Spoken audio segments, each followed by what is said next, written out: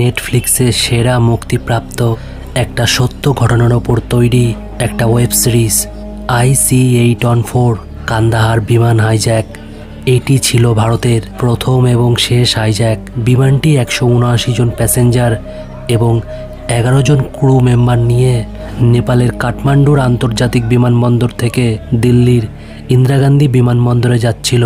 তখন ভারতীয় একজন তদন্তকারী অফিসার তিনি জানতে পেরেছিল যে বিমানের মধ্যে 5 জন মাওবাদী আছে। সেই সময় তিনি খবরটা ভারতীয় এয়ারলাইন্স ট্রাফিক কন্ট্রোলে জানিয়েছিল, কিন্তু সেই খবরটা পৌঁছাতে অনেক দেরি হয়ে গিয়েছিল।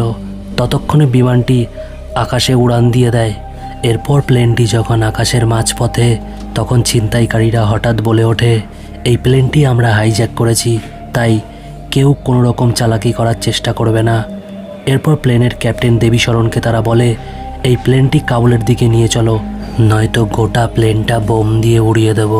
এবং তাদের কথা মতো প্লেনটিকে দেবী শরণ কাবুলের দিকে নিয়ে যায় এবং কাবুল বিমানবন্দর থেকে প্লেনটি সফট ল্যান্ডিং করাতে কোনো রকমভাবে সাহায্য করেনি। তাই সেই প্লেনটিকে আবার লাহোরে নিয়ে যাওয়া হয়, কিন্তু লাহোর থেকেও সেই বিষয়টা প্রত্যাখ্যান করা হয়েছিল। প্লেনটিতে জ্বালানি প্রায় শেষ হতে আর মাত্র 1 ঘন্টা বাকি।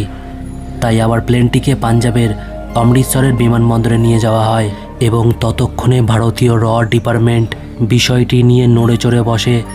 পাঞ্জাব পুলিশও তখন বিষয়টিকে জানতে পেরে যায় এবং তখন তারা ভারতীয় কমান্ডার কাছে বিষয়টা জানায়।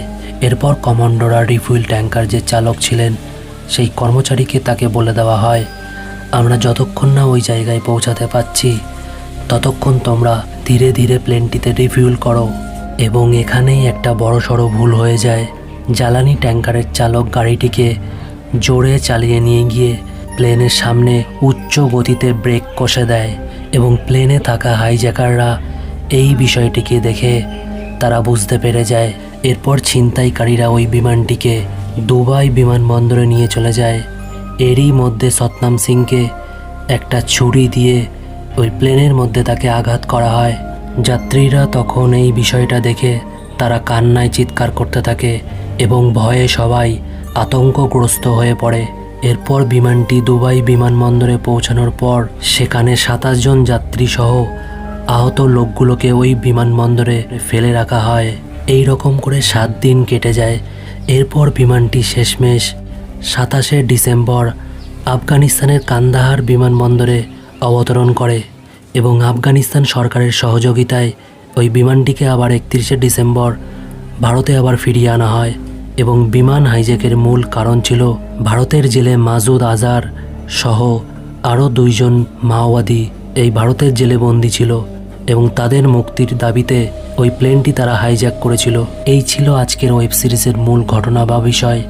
তো আজকের ভিডিওটা যদি ভালো লেগে থাকে অবশ্যই একটা লাইক দেবেন। দেখা হচ্ছে নেক্সট ভিডিওতে। ততক্ষণ ভালো থাকুন এবং সুস্থ থাকুন।